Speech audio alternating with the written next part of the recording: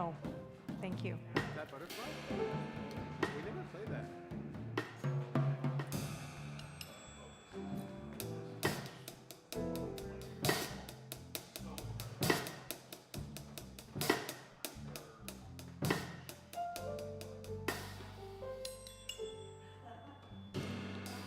Come on.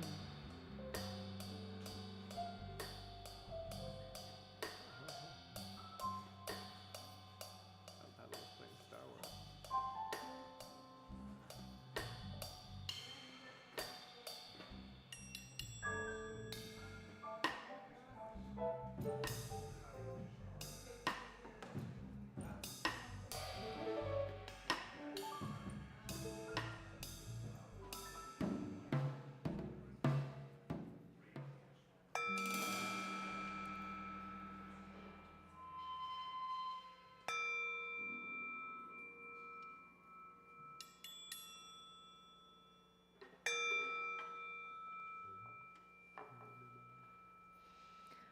Good evening, everyone. Can everyone hear me okay? Fantastic, thank you. All right, so welcome to tonight's Elevate, the meditation portion of our time together. Thank you to the Elevate Trio for being here again tonight. Thank you for everyone who's tuning in person, online. If you haven't already, I invite you to turn off your devices, put them on airplane mode, do not disturb, as we begin to arrive. Begin to land in each now moment more intentionally.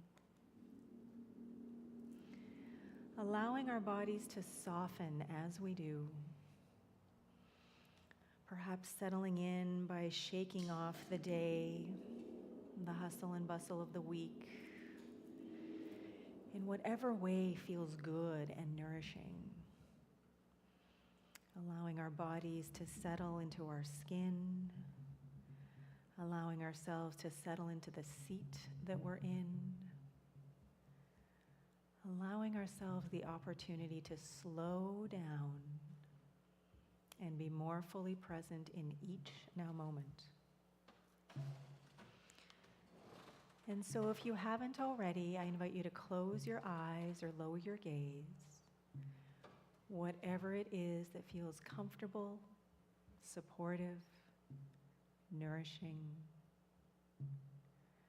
Whatever it is that allows you to let go of the visual distractions vying for your attention.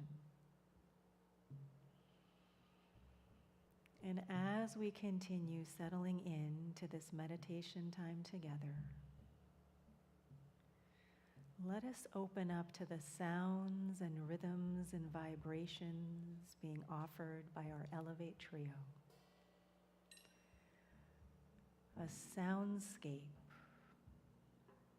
allowing us to travel, allowing us to open, allowing us to simply dissolve into each now moment, knowing we are being held. Knowing that every single fiber of our being is being nourished. Knowing that there is that in each and every one of us that is being called. Called to a greater expression of being. A greater, fuller expression of who and what we are. An opportunity to simply open up to the infinite possibilities of each now moment as we are inspired from within and without. And so as we continue arriving in each now moment, as we continue letting go, I offer you this famous quote from The Alchemist by Paulo Coelho.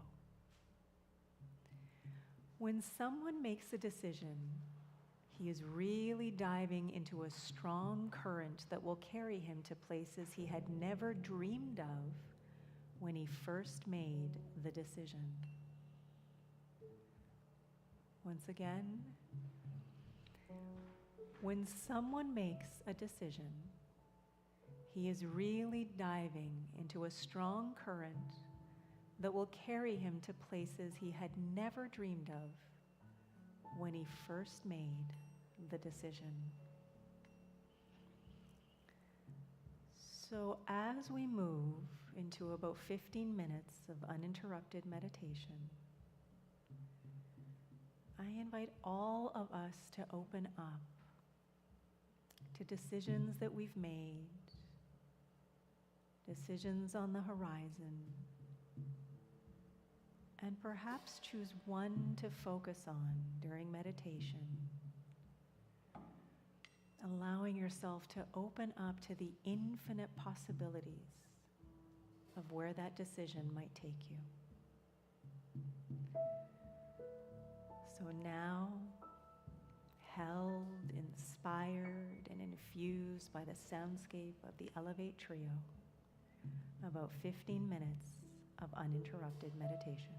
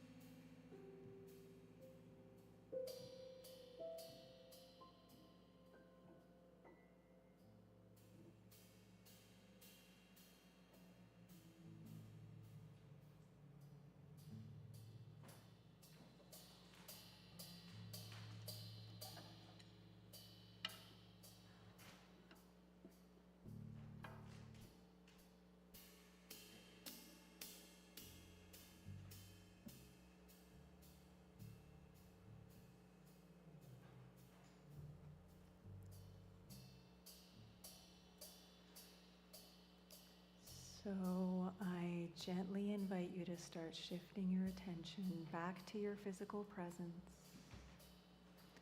becoming more aware of your body and the skin that you're in,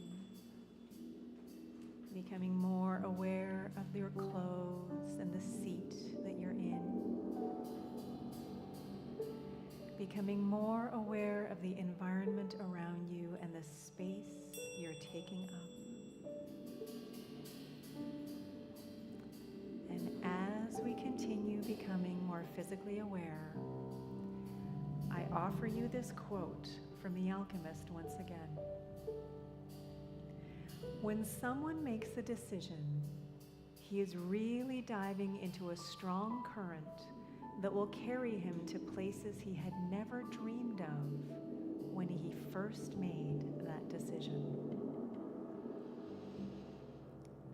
So as we continue moving through the rest of our time together tonight, the coming hours, days, and weeks ahead, I invite us all to become more curious, more intentional about the decisions we make, knowing that as we make those decisions, we are diving into this strong current, and if we allow ourselves, we can be taken to places that we never would have imagined when we first made those decisions.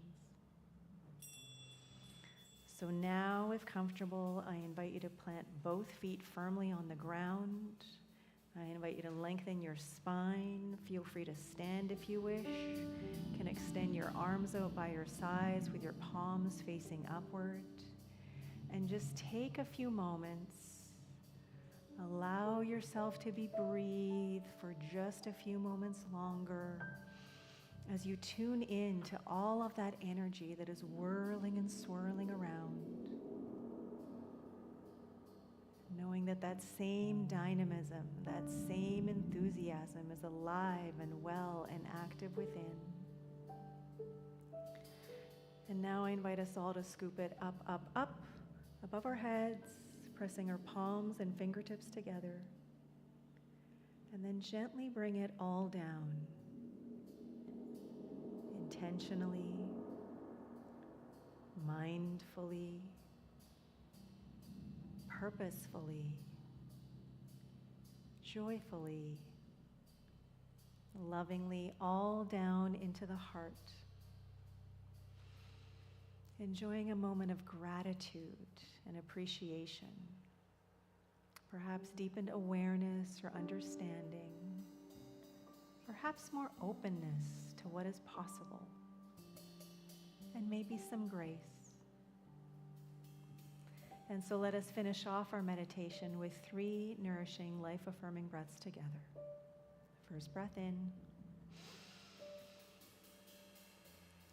and release.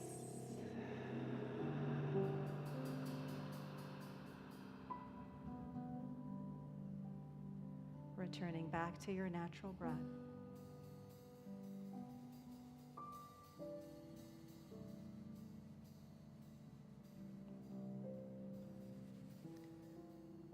Second deep, nourishing, life-affirming breath in. Here we go. And release. Letting it all out. Returning to your natural breath.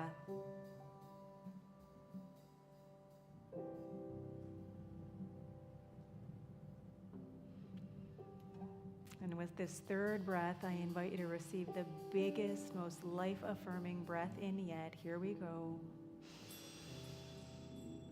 And at the top, hold, taking in an extra sip if you can. And just be.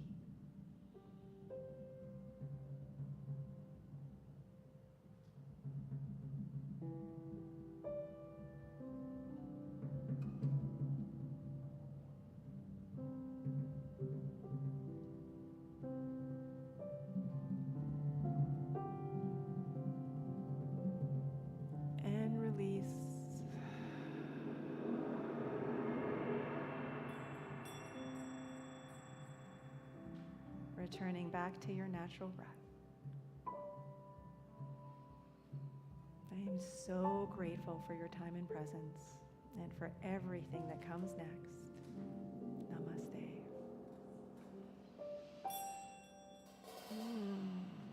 So now I just invite everyone to get up, move your body, become more connected with the room, the space and everyone and everything around you.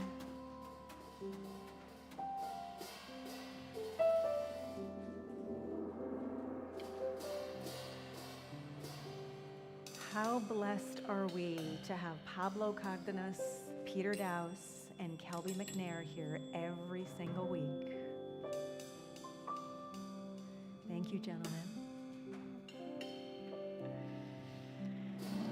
So when you're ready, and if you would like, I invite you to find someone nearby and just share one thing that came up for you during that meditation as we transition into some more music from the Elevate Trio.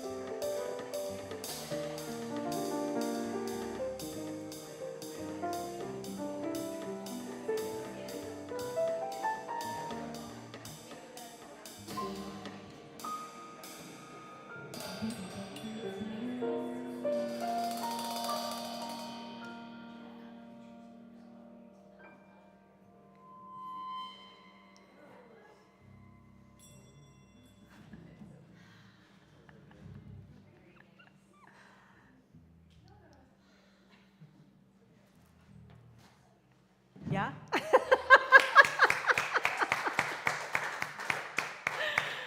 The Elevate Trio, Pablo on piano, Peter on bass, and Kelby on all sorts of percussion. Thank you so much. And they have been playing for about 45 minutes nonstop right now. So, they start at 6:55 so that there's music when people walk in the door. And then we have a chance to say hello to each other. And then we settle in for a meditation for about 20 minutes. And then they transition right into something else. So thank you so, so much, gentlemen. What a joy every time. And you can actually go and take a seat if you would like, because there's no music for a while, just a little bit of a break. And before I go on, I just want to ask, is there anyone here for the first time on a Thursday? Yes, and I'm sorry, I didn't have a chance to say hello to you. What is your name? Sarah. Sarah, welcome to Elevate. Thank you for joining us tonight. And Teresa, right. I'm so used to seeing you on a Sunday. Teresa is here for the first time on a Thursday. All right, so we have Sarah and we have Teresa. Could we welcome these lovely beings the way we do here at VTC? We love you, we appreciate you, and we're so glad you're here.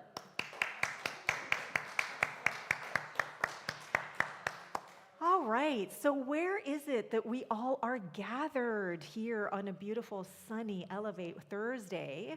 We are, of course, at the Victoria Truth Center, but we are also in this incredible, amazing community that is growing, that is building, that is evolving.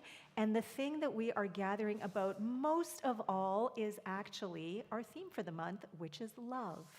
And love is one of our four main values at VTC, but it's also the thing that we believe that we are at our core.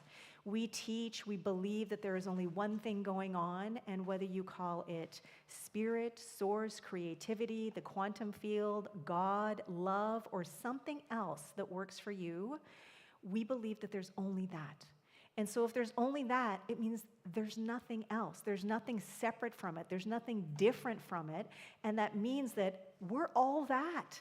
So Teresa is love. Sarah is love. Our community is love. Our very time together is this love expressing in, through, around, and as each and every one of us, uniquely, originally, never to be repeated again from one now moment to the next. And it is who and what we are together as we grow, as we evolve into this thing known as the Victoria Truth Center. And so we have an affirmation to go with our theme of love for the month, and that is, I embody love with a capital L. I embody love freely, fully, and authentically in every breath, choice, and experience. And so some of you are seeing this for the first time, maybe. Some of you are seeing it for another time. But I'm wondering, how is this landing for people? I see some hands on hearts. I saw some, I like to call them jazz hands, but I know they're not. So I see some smiles, and it feels like there's some connection to this. Is this something that resonates with people? Yeah? It's excellent. Oh, fantastic. Okay. All right. Well, we have a lot to get through today because there's something that I want to share with you later on in the program that we're very excited about here at VTC. But what I invite all of us to do is to lean into this affirmation and lean into our theme of love. Love as a value. Love is something that we can give and receive and share, but most importantly, as love being the very essence of who and what we are. No matter what we think, no matter what we feel, no matter the stories that we tell ourselves going on in our head, no matter what is whirling and swirling around us in life, that at the very core, at the very essence, at the very center of all of that is pure, essential love. So how's that sounding? How's that feeling here at VTC on a Thursday night? Okay, fantastic. So let us also just take a moment before moving into the rest of our program to remember where it is that we're celebrating this love, that we are championing the love that we are gathered on the Kwanghan territorial land, the land of the Songhees and Esquimalt nations. And what a gift and a blessing it is to be here now, to be in this space together in this way, to play, to live, to breathe, to work, to co-create together on these lands that have been stewarded, that have been revered with so much intention, with so much care, with so much reverence, with so much love. Haichka.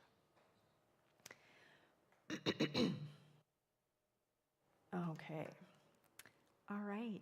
So, for those who don't know, but I think most do, but for those who don't, what we're doing here at Elevate 2.0 on Thursdays is we've brought in a couple of new components, and one of the new components is the book that is kind of an anchor for us. And the very first book that we're going through is The Alchemist, which is one of my absolute favorite books. And I'm seeing Sarah smiling, so I'm thinking you've read it, okay?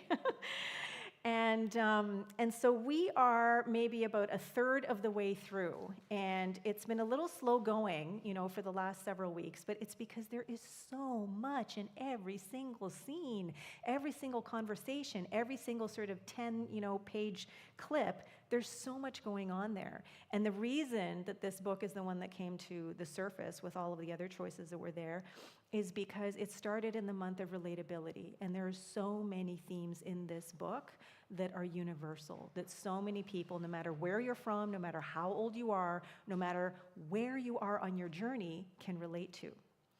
And so where we left off last week, well, actually, let me just recap for a moment. Last week, we had been introduced to, it was the second week that we were in with the crystal merchant at the crystal shop, and the boy had been working steadily there for some time, and even though he was there resigned to work to make enough money to go back to Spain to be with his sheep, every few weeks or so, he'd come up with this idea, inspiration would hit, and he'd go to the crystal merchant and say, hey, we should try to do this because it's going to make things better. And the crystal merchant, even though he was a very kind and compassionate and loving man, was very set in his ways, and every single time would argue against it, but then eventually come around. And at the end, just before the boy decided he was actually going to go back to searching for his treasure and go to Egypt, we were sort of left with this question, this curiosity about, is it better to just dream your dreams and not really live them out? Or is life more worth it if you actually dream your dreams and then follow them and see what happens? So there's this ongoing tug of war that has constantly been going on for the boy, or Santiago. But every single time, even though he might shrink back to, I'm going to go back to Spain, I'm going to do what I know, I'm going to go with the familiar, there's that in him that rises and pushes him just a little bit more out of his comfort zone, and he experiences more. And then he shrinks back a bit, and then he experiences more, and then back and more. Can anyone relate to that? Okay, all right, okay, so some nodding heads. All right, so in this section, we are introduced to one of my favorite characters in the book, the Englishman. The Englishman is someone who is on his way to Egypt because he wants to meet someone known as the alchemist. Now, he has devoted many, many years, tons of time and energy and effort, and most of the inheritance that he got from his father to study whatever he can, the books, the languages, the philosophies, the whatever it is, trying to find how to become an alchemist so that when he meets up with the alchemist, he has something that he can connect with him about. And so we meet this Englishman as he's sitting here reading a book and going over all of the important things that he has to go over because he knows the alchemist is going to put him to the test when he finally meets him. And he's kind of smelling all of these animals, and there's all these sounds and all these people and all this stuff happening. But he's thinking, I'm on my path, I'm on my journey, I must meet this alchemist. This is my purpose in life. And so he's waiting for the caravan to move. And as he's waiting for the caravan, this is what he's thinking. He had already spent much of the fortune left to him by his father fruitlessly seeking the philosopher's stone. He had spent enormous amounts of time at the great libraries of the world and had purchased all the rarest and most important volumes on alchemy. In one, he had read that many years ago, a famous Arabian alchemist had visited Europe. It was said that he was more than 200 years old and that he had discovered the philosopher's stone and the elixir of life. The Englishman had been profoundly impressed by the story, but he never would have thought it more than just a myth had not a friend of his, returning from an archaeological expedition in the desert, told him about an Arab that was possessed of exceptional powers. And so right now, the Englishman is waiting with bated breath for this caravan to take off so that he can go and meet this 200-year-old guy who has these powers and knows how to do this incredible stuff that he has been reading about for many, many, many, many years. And as he's sitting there and waiting, he notices what looks to be a young Arab boy. Now, this young Arab boy is our boy, Santiago. We know he's from Spain. He's not an Arab, but because he has spent some time in Africa already, he dresses like an Arab, his skin has darkened, he speaks Arabic, and so he comes across, as an Arab. So then we meet the boy again. "That's strange," said the boy as he tried once again to read the burial scene that began the book. "I have been trying for 2 years to read this book, and I never got past these first few pages. Even without a king to provide an interruption, he was unable to concentrate. He still had some doubts about the decision he had made, but he was able to understand one thing. Making a decision was only the beginning of things. When someone makes a decision, he is really diving into a strong current that will carry him to places he had never dreamed of when he first made the decision. When I decided to seek out my treasure, I never imagined that I'd wind up working in a crystal shop," he thought. "And joining this caravan may have been my decision, but where it goes is going to be a mystery to me." And so here we can see that the boy has so much more confidence now. He has so much more faith, and he is willing to let whatever it is that's meant to happen, happen. He's made his decision, the big one, to not go back to Spain, but to go to Egypt in search of this personal legend that came to him in a dream that he still doesn't quite understand. And he's trusting that whatever is supposed to happen is going to happen, whomever he's supposed to meet, he will meet, and whatever resources he requires along the way, they're going to show up. And all of this, he's just risking everything that he's had up until now because he's opening himself up to what's possible versus simply going back to what's probable. So he and the Englishman start a conversation. And even though both of them are kind of sizing each other up and they're both like, I don't know about this person, the boy pulls out the 2 stones, Urim and Thummim. And all of a sudden the Englishman is like, whoa, this guy knows about the stones. He has these incredible stones. And so this is a connection that they make right away. And so they start talking about Urim and Thummim. And the boy's like, okay, wait a minute though. These are very precious to me, but they're not for sale. But I was about to say the old king. But the Englishman then tells him about, even though the stones themselves don't have a lot of monetary value, they have a lot of significance. And he tells them the meaning of the stones from the Bible and how important they were. And it makes the boy feel really good. It makes him think about his time about the king. And it makes him realize that, yeah, this is actually something that is meant to happen for him. And so they're both thinking, meeting each other, that's a good omen. The fact that they both have these stones, that's a good omen. And they're starting to realize there's more that's connecting them than first met the eye. And so they're talking, they're having a conversation about these omens. The Englishman asks the boy why he's going to Egypt. The boy tells him that he's looking for treasure, but then it's like, oops, maybe I said too much. But the Englishman doesn't really pay attention, just says something like, yeah, me too. So they share a little bit by bit, about what it is that they're doing and why they're going. And then during their conversation, the leader of the caravan comes up and then basically puts the fear of God into everyone who's joining the caravan by telling them, you have to pay attention to everything that I tell you. I'm the leader of the caravan. If you don't, then you could potentially die. Okay? So he then says, I believe in the one true God, who is Allah. But I want everyone now, whomever it is that you believe in, whomever it is that you pray to, whoever it is that is your guide, please say a prayer to them for safe passage and for safe journey. A long note was sounded on a bugle, and everyone mounted up. The boy and the Englishman had bought camels and climbed uncertainly onto their backs. The boy felt sorry for the Englishman's camel, loaded down as he was with the cases of books. There's no such thing as coincidence, said the Englishman, picking up the conversation where it had been interrupted in the warehouse. I'm here because a friend of mine heard of an Arab who... But the caravan began to move, and it was impossible to hear what the Englishman was saying. The boy knew what he was about to describe, though. The mysterious chain that links one thing to another, the same chain that had caused him to become a shepherd, that had caused his recurring dream, that had brought him to a city near Africa to find a king and to be robbed in order to meet a crystal merchant. And the closer one gets to realizing his personal legend, the more that personal legend becomes his true reason for being, thought the boy. And so when I read this, and I was thinking about this morning, what came to mind for me was a phrase that's attributed to Joseph Campbell, which is follow your bliss.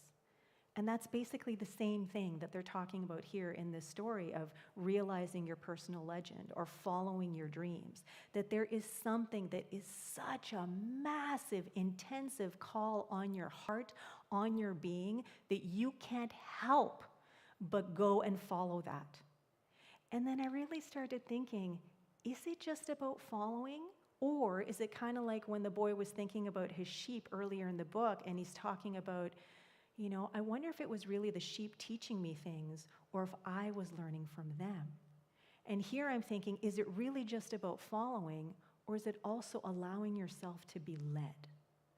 And so the title of my talk today is, Follow and Be Led, Your Bliss Awaits.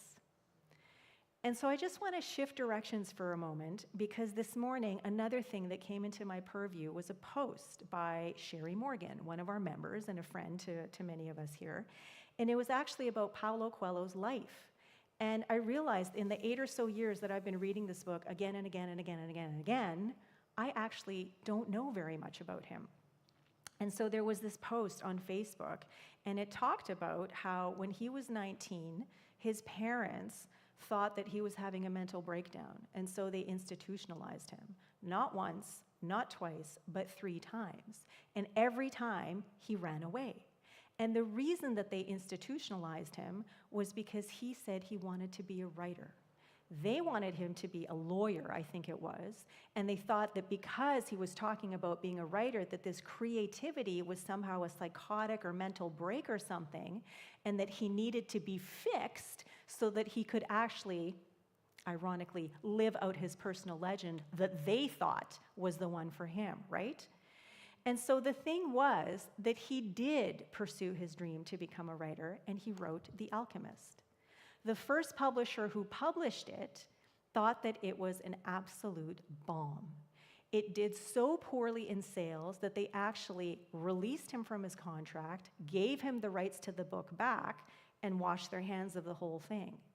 But he slowly but surely handed the book out to people, eventually found a publisher that did want to work with him, and over the past several decades, to date, this book has sold over 150 million copies and has been translated in over 80 different languages. And it's not the only book that he's written, right? He actually did read a book, I forget what the title of it is right now, about his time in the psychiatric hospital, because he wanted to inspire people with mental illness that doesn't have to define you, that there are other ways to live your life if this is something that you navigate. But anyway, I thought it was so cool to learn that about him because he was so determined. And the thing is, it said on a blog, on his blog, on his website, that he never blamed his parents and that he never had to forgive them because he knew that they were only doing what was in their capacity to do, that this is what they truly believed was in his best interests. And even though it was something that so many other people would think is so heinous and so traumatic, that this was all part of his journey, it was all part of theirs. So, going back to the book, the caravan is now traveling, and the boy is paying attention to everything. He thought he was going to do some reading, but he's given up on reading the book because there's so much to take in the desert, with the people, with the camel drivers, with every single aspect of this caravan, and he's paying attention to all of it. And so he's thinking to himself, I've learned things from the sheep, and I've learned things from Crystal. I can learn things from the desert too. It seems old and wise. And then he continues thinking as he feels the wind, how he felt the wind back in Tarifa. He continues thinking about his sheep and thinking, they're not my sheep anymore. They belong to someone else, and they have a relationship with someone else. He thinks about the merchant's daughter and how she's probably married some other baker or something like that. And he thinks about all these things that he's kind of left behind in pursuit of this personal legend. But at the same time, he was excited at his intuitive understanding of the camel driver's comment. Maybe he was also learning the universal language that deals with the past and the present of all people. Hunches, his mother used to call them. The boy was beginning to understand that intuition is really a sudden immersion of the soul into the universal current of life, where the histories of all people are connected, and we are all able to know everything because it's all written there. Maktub. And for those who weren't here last week and haven't read the book, Maktub, loosely translated, is it is written. But what I wanted to offer is that when I see it, I think, and so it is. Because whatever we decide, knowingly or unknowingly, becomes our life experience. And so we are writing our experience. We are creating and telling our story one choice at a time, one experience at a time, one thought at a time, one breath at a time. It's not like there's some big book where everybody's life is written out. It is something that we are creating and experiencing, part and parcel, all at the same time. So the caravan continues, and the boy is noticing how sometimes they have to go around places because the camels don't want to walk on certain types of ground, challenges and obstacles, but no matter what happens, he realizes as he pulls back, the caravan is always headed to the same point. The caravan is always following the same star that points out where this oasis is, where they're traveling to. And so one night, as they're traveling along, he's talking to a different camel driver, and this camel driver tells him the story of his life. He tells him that he and his family used to live in a city in Egypt, and things were amazing. And finally, when he had enough money, he and his family went to Mecca, and he fulfilled the last thing that he had to fulfill as a Muslim. And he thought, now I have accomplished everything. I have lived out my personal legend. I have done all those 5 main things that I was supposed to do according to the Quran, and I can die a happy and fulfilled man. And then shortly after that, there was a massive earthquake and a flood, and it completely wiped out his home, his crop, and his family was left with nothing, and he had to start all over again.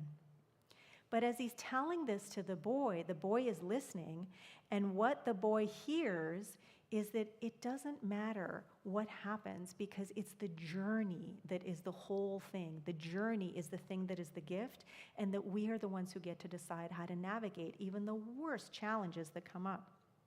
The camel driver says, we're afraid of losing what we have, whether it's our life, our possessions, and property.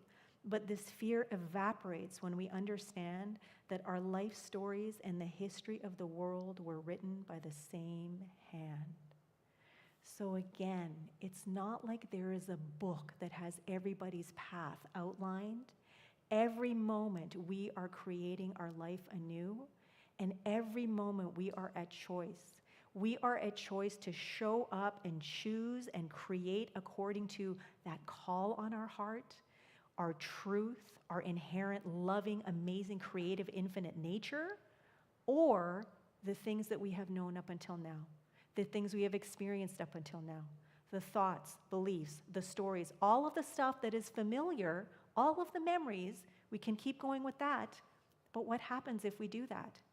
We get more of that. But if we want to open up to those infinite possibilities of who and what we can become, those infinite possibilities of how we can show up in the world, how we can share our gifts, how we can support the world in becoming a more loving and vibrant, engaging, fulfilled, peaceful place, then we got to trust. We got to be ready to let go of everything that we know. People, relationships, stuff, jobs, so many aspects of life if we really want to lean into a bigger version of who we are. And that's how part of that expansion and then slight contraction. And then bigger expansion and again slight contraction happens. Because for most of us, we're not just going to go and just become everything that we can be.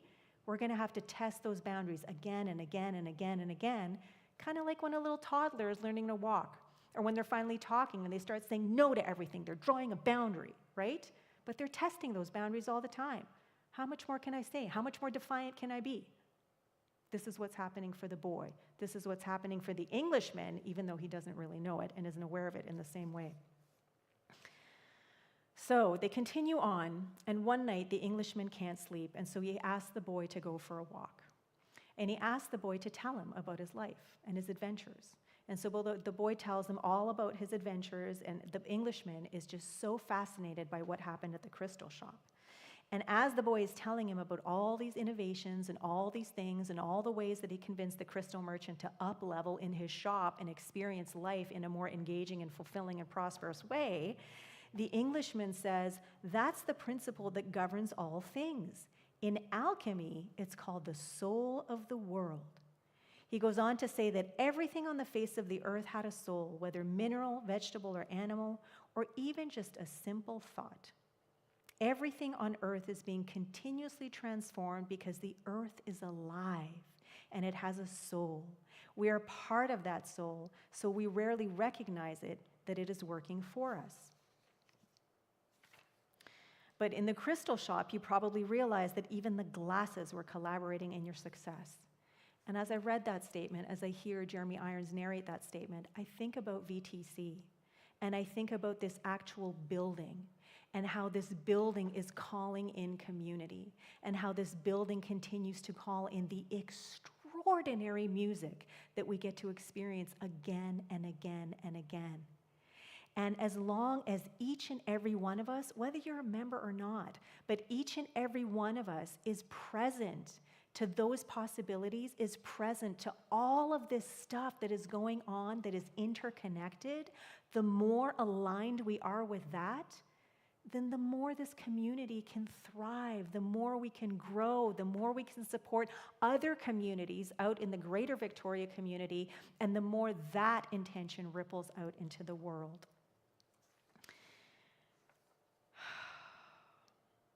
The boy thought about that for a while as he looked at the moon and the beach sands. I have watched the caravan as it crossed the desert, he said. The caravan and the desert speak the same language, and it's for that reason that the desert allows the crossing.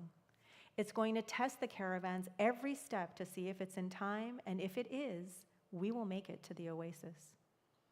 If either of us had joined this caravan based on only personal courage, but without understanding that language, this journey would have been much more difficult.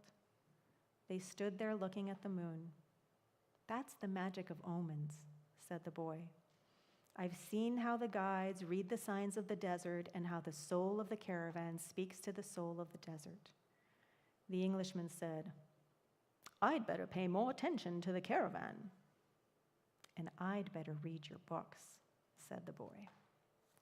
So in addition to following and allowing to be read, there's also this fine balance, kind of like the drops of oil story closer to the beginning of the book, where it is important to gather knowledge like the Englishman has, and then it is important to have faith like the boy has. But to do only one or the other, you're going to miss out on this whole other aspect of life and living. So the whole point of the journey is to have faith that you are being guided, that you are supported, and that whatever you need is going to be brought to you along the way, and then tune into that stuff that's brought to you along the way, because that's going to help you to navigate the entire experience with that much more success. Thank you, and so it is.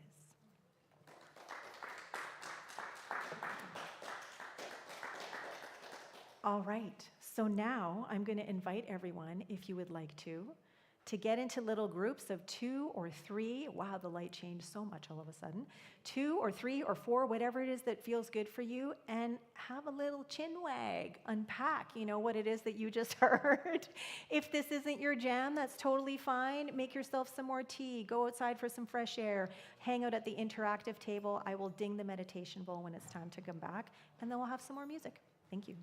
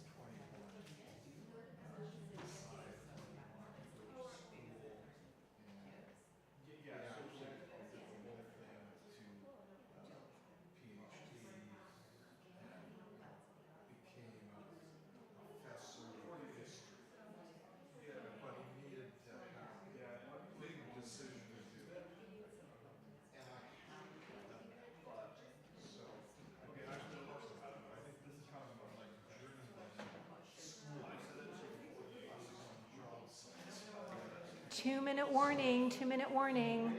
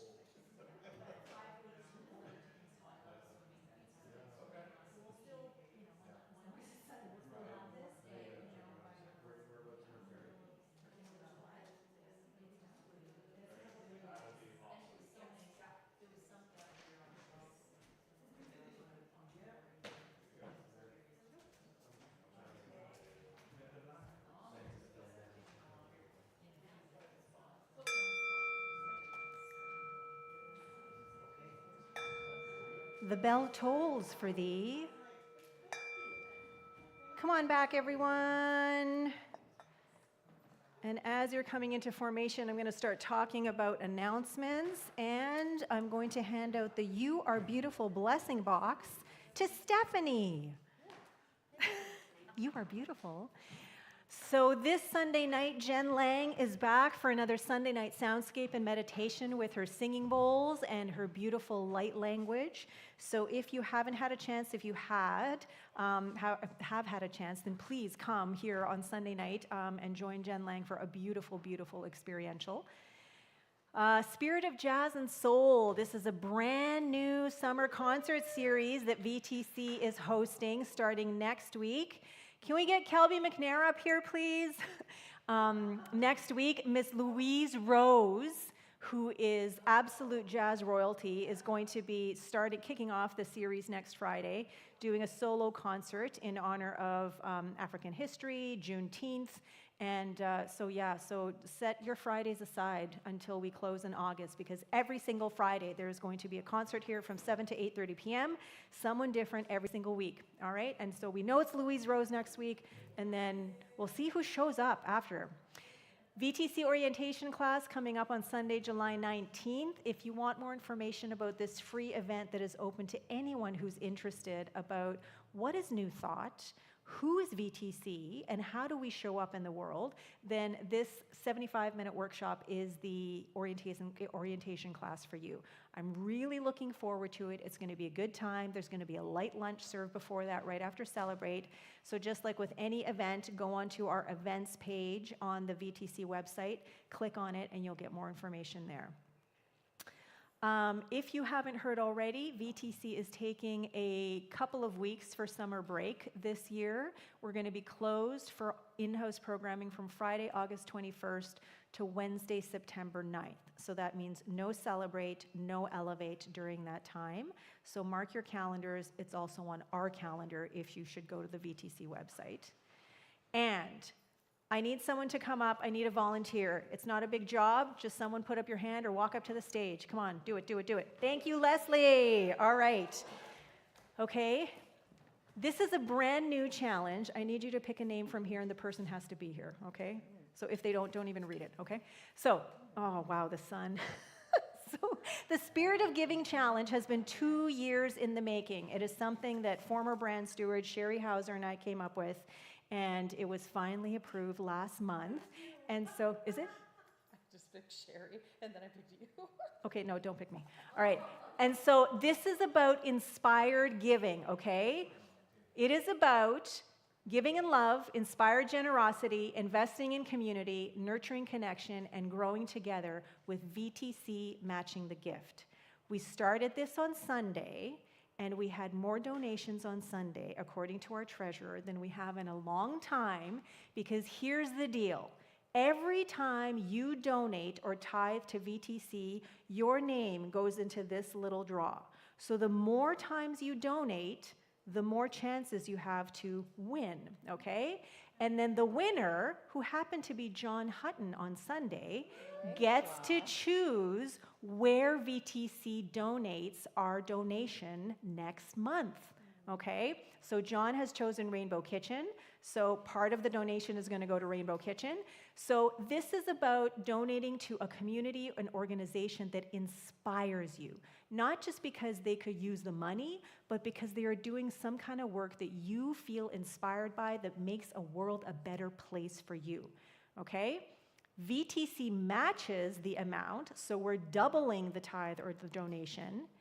And this is us investing in community, because what we're going to also end up doing is the organizations that receive the donations are going to be invited to come and speak for a few minutes at our Celebrate Sunday Fellowship Sunday, which is the third Sunday of the month, so that we can get to know the organizations that we are supporting, and they can come and get to know us, all right? So this is us nurturing connection in the community, and this is us growing together, all right? So if you haven't seen or noticed what all those first words are spelling out, giving. All right, so Leslie, hey, could we have a drum roll, Kelby? Who is, she's not here. Okay. You gotta be here. If you want to win, you have to be here on the day that it is drawn. No, because some of them are Sunday people, it's everybody. Okay, we're gonna get there. You are. No. No, keep going, keep going. Keep going. Tell everybody. Yeah, well, this, okay. Oh my God! Waiter, chicken dinner! Okay, and you know why? Because John gives consistently. He gives on Thursdays, he gives on Sundays, so there's a whole bunch of his names here. So John, congratulations. You get to choose a second organization, or if you want it all to go to Rainbow Kitchen next month, then that's okay too, all right? So, give, you can put, everybody else. we're not gonna draw from these again, because we only do this once a month, and it is whoever donated the previous month, all those names go in the draw, okay? So congratulations, I am so excited about this new initiative, and I'm just so excited how we're gonna be building and growing community together. So, in the spirit of generosity, here comes the abundance bowl. All right, so I am putting in my donation for today, and I am just setting an intention for so much prosperity for everyone who offers something in here. And so that is so that we can spread the love that we are, the love that we give, the love that we share out into the world. And so even if you're not putting something in physical today, I invite you to spend a few moments with the Abundance Bowl and offer an intention for prosperity, for abundance, for community as we grow and build together. And now, as that Abundance Bowl is going around, we're going to hear some more music from the Elevate Trio, Gentlemen.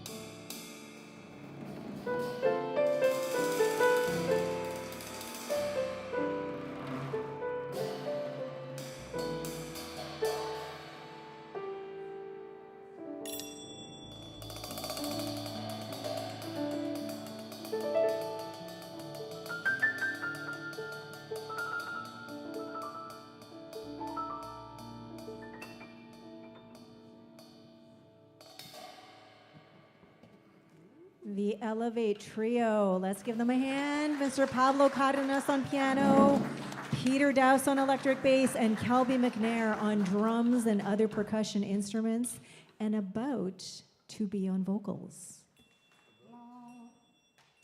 Hi, everyone. Lesia and I were talking downstairs, and we thought, maybe tonight is a different ending tune. And this one came to mind for us, thinking maybe it's about sharing our love through generosity, or through the silver bowl, or through intention, or through community, or through coming here with one another. But we were thinking about what we share in the world, which brought up this song. Some of you may already know it. This is I Sing Love Into the World. Please share your voices. Yeah, so if you want to stand, this is our closing tune, and it's basically a call and response. So Kelby's going to call, and we're going to respond. This is a special song for Stephanie. I sing love into the world. I sing love into the world. I sing love into the world. I sing love into the world. I sing love into the world. I sing love into the world. I sing love into the world. I sing love into the world. Won't you sing with me now? Won't you sing with me now? I sing love into the world. I sing love into the world. I sing love into the world. I sing love into the world. I sing love into the world. I sing love into the world. I sing love into the world. I sing love into the world. Won't you sing with me now? I sing love into the world. Won't you sing with me now? I sing love. I bring love into the world. I bring love into the world. I bring love into the world. I bring love into the world. I bring love into the world. I bring love into the world. I bring love into the world. I bring love into the world. Won't you sing with me? Won't you sing with me now? Woo! All right, how about go and say hello to your neighbor, bless them for the week.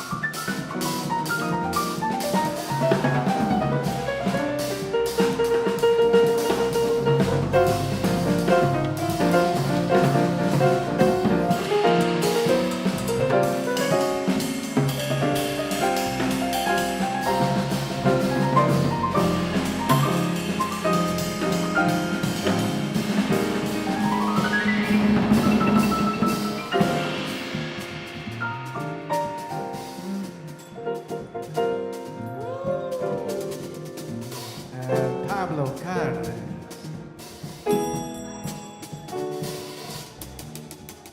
I sing love into the world. Love into the world. I sing love into the world. I sing love into the world. Yes, I sing love into the world. I sing love into the world. I sing love into the world. I sing love into the world. Won't you sing with me now? Won't you sing with me now? I sing love into the world. Won't you sing with me now? Won't you sing with me now?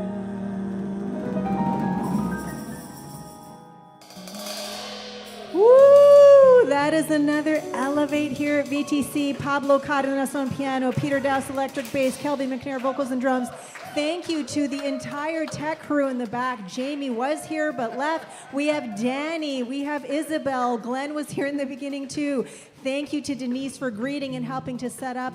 And thank you to everyone who showed up today, everyone who brought a friend, whether you're here in person, online, Dax, thank you for joining us, and anyone else who was there online. We love you, we appreciate you, and we're so glad you're here. We will see you next week. And remember, next Friday, Spirit of Jazz and Soul starts.